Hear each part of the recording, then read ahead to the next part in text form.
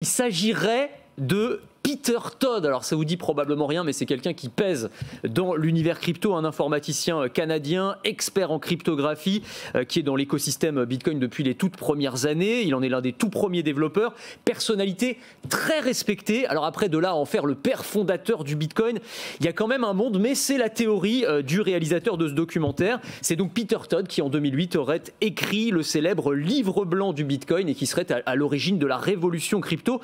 Il avait seulement 23 ans à l'époque. C'était un projet d'étudiant, visiblement. En tout cas, c'est ce que dit ce réalisateur. Alors, pour appuyer sa théorie, il se base notamment sur un message publié par Peter Todd en 2010 sur un forum spécialisé Bitcoin où il répond à Satoshi Nakamoto pour corriger une erreur mathématique. Et selon le réalisateur, en fait, Todd se serait trompé de compte. Il voulait publier sous le compte de Satoshi, il s'est emmêlé les pinceaux et c'est comme ça qu'il aurait révélé sa vraie identité.